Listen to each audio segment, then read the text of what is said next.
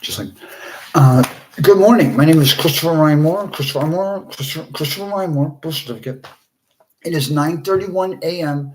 on Wednesday, April the 9th, 2025. Right now, just like when I opened up my Huntington bank account,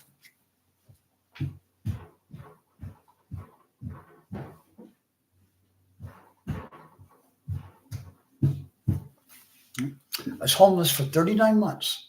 I have homeless shelter wristbands, Hennepin County, Minnesota, on the back of the Huntington bank account that I opened up in the Longfellow neighborhood, where the riots after the death and murder of George Floyd started at the police department 4 blocks away. I also have homeless wristbands this way on the other side of the bank folder that I got opening that bank account. And the woman who assisted me to open the bank account, I have her business card in there. Now, I was asked that day, and I think it was a Tuesday, right? Because I looked at apartment 317 with Tony Wemborn of Hennepin, U.S., who has Swedish. I think it was Annika Swanson. I think it was Bonnie Madera or Shelley Rule. She had Bang & Olufsen. I mean, how can a Hennepin County employee have a laptop with Swedish speakers? It's too expensive a laptop for a county employee. But when the woman from Somalia, which is okay, I mean, it's Minneapolis, has helped me with opening the bank account, shuffled me coffee, bottled water, and I'm like, no, I don't want any beverage. I don't while I'm opening that bank account. Just like right now, I don't want coffee on the table or water on the table or sparkling carbonated water or anything else.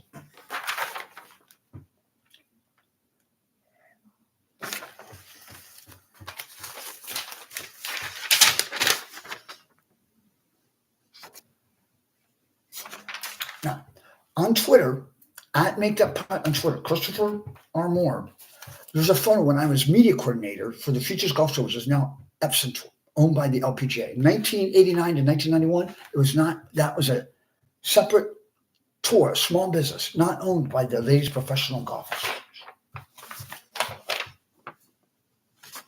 As media coordinator, after graduating with a Bachelor of Arts in English, there's a photo that I took of 3 golfers at the Futures Golf Tour tournament in Salisbury, North Carolina, in either 1989, 1990, or 1991. I have a feeling Nicole Danforth, who's now a medical doctor, a child psychiatrist in Boston, she turned professional in 1990 or 1991. And she's wearing a Sleepy Hollow Country Club sweatshirt. Right. Margaret Platt, I've said this before out loud, was wearing a Mickey Mouse sweatshirt. White. I mean, it's May, North Carolina. No sweatshirts. Well, sweaters. I mean, I'm not sure they should be wearing sweatshirts, but me too. Not me too.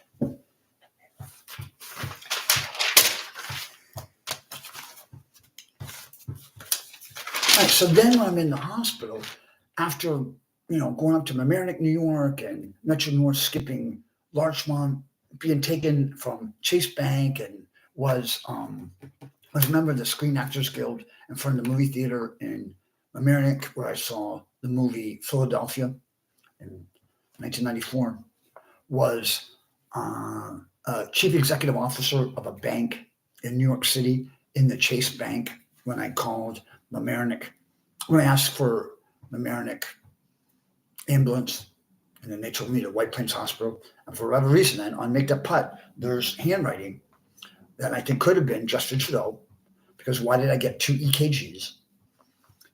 And then the doctor put me on a state of New York commitment, not for 48 hours, not for 72 hours, indefinite.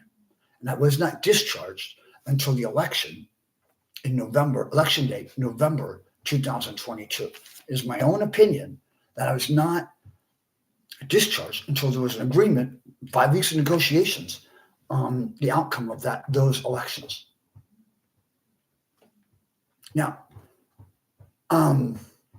so when I'm in the hospital room,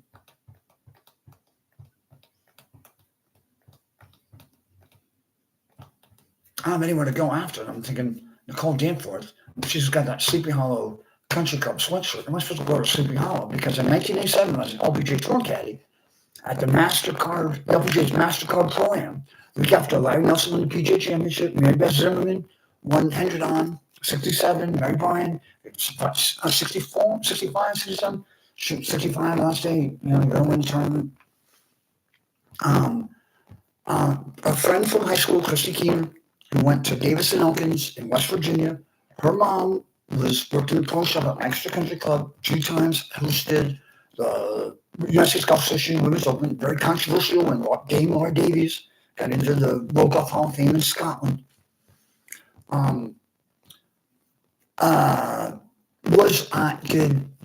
In 1987, Christy Keener's mom working at Extra Country Club. I talked to her, and she called the golf professional at Sleepy Hollow Country Club, and I went over there and practiced putting one night, 4 o'clock to 7 o'clock, in August of 1987. Just like I never walk alone. All the assumption is accomplished, award-winning, famous, New York City sports reporters were there in invisible mode, or watching from a distance, or watching from a satellite, watching me putt at Sleepy Hollow Country Club. This video is 6 minutes and 30 seconds long at 9:37 a.m. in Minneapolis. The more you know. Oh, this is my friend. Because of my morning Alcoholics Anonymous meeting from when I used to live and work in Provincetown, Massachusetts, I couldn't do that to my hat. What'd you do? I kind of woke up with a headache this morning. Not as bad as usual. 7 minutes, the more you know.